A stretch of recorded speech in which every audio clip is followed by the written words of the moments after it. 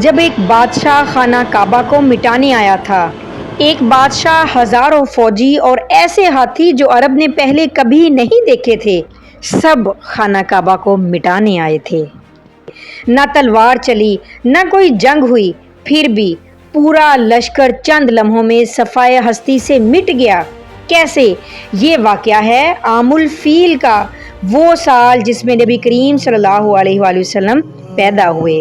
اس واقعے کا ذکر سورۃ فیل میں ہے۔ أَلَمْ تَرَ كَيْفَ فَعَلَ رَبُّكَ بِأَصْحَابِ الْفِيلِ۔ یمن کا ایک حکمران ابراہہ، ایک عیسائی، اپنی طاقت اور فخر سے مغرور تھا۔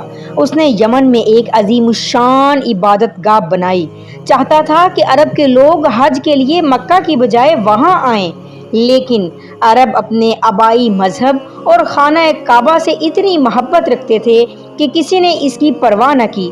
غصے میں آ کر ابراہہ نے قسم کھائی، میں خانہ کعبہ کو مٹا کر رہوں گا۔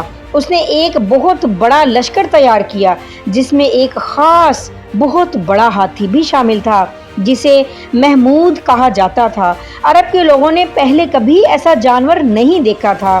جب یہ لشکر مکہ کے قریب پہنچا تو مکہ کے سردار بشمول نبی کریم صلی اللہ علیہ وآلہ وسلم کے دادا عبد المطلب نے مزاحمت کی کوئی امید نہ دیکھی۔ اتنی بڑی فوج کا مقابلہ ممکن ہی نہ تھا۔ عبد المطلب صرف اتنا کر سکے کہ ابراہہ کے پاس گئے اور اپنے چند اونٹ واپس مانگے جو لشکر نے پکڑ لیے تھے۔ ابراہہ نے حیرانی سے پوچھا، تم اپنے اونٹوں کی بات کر رہے ہو جبکہ میں تمہارے سب سے مقدس گھر کو گرانے آیا ہوں؟ عبد المطلب نے جواب دیا کہ میں تو صرف اونٹوں کا مالک ہوں، لیکن اس گھر کا مالک خود اللہ ہے، وہی اس کی حفاظت کرے گا۔ یہ کہہ کر مکہ کے لوگ پہاڑوں میں چھپ گئے، بس اللہ کی مدد کے منتظر۔ جب ابراہہ کا لشکر آگے بڑھنے کو تیار ہوا، عجیب واقعہ پیش آیا۔ ہاتھی محمود زمین پر بیٹھ گیا اور آگے بڑھنے سے انکار کر دیا۔ جتنا اسے مارا پیٹا گیا وہ ٹس سے مس نہ ہوا، لیکن جیسے ہی اس کا رخ یمن کی طرف موڑا جاتا وہ دوڑ پڑتا۔ پھر اچانک آسمان پر پرندوں کے جھنڈ نمودار ہوئے، ابابیل۔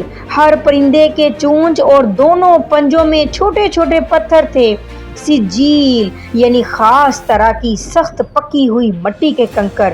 پھر بارش شروع ہوئی، لیکن پانی کی نہیں، پتھروں کی۔ جس کسی پر بھی پتھر گرا وہ فوراً جیسے کھایا ہوا بھوسا بکھر گیا۔ پورا لشکر اپنے ہاتھیوں سمیت چند لمحوں میں تباہ ہو گیا۔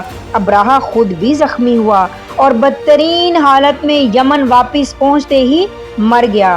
نہ مکہ کے کسی شخص نے تلوار اٹھائی، نہ کوئی جنگ لڑی، پھر بھی خانہ کعبہ محفوظ رہا۔ اللہ نے اپنے گھر کی حفاظت انسانی طاقت سے نہیں بلکہ اپنی قدرت سے کی۔ یہی وہ سال تھا جس میں چند ہی مہینوں بعد رحمت للعالمین اس دنیا میں تشریف لائے، اور اس واقعے کا ذکر سورۃ فیل میں ہے۔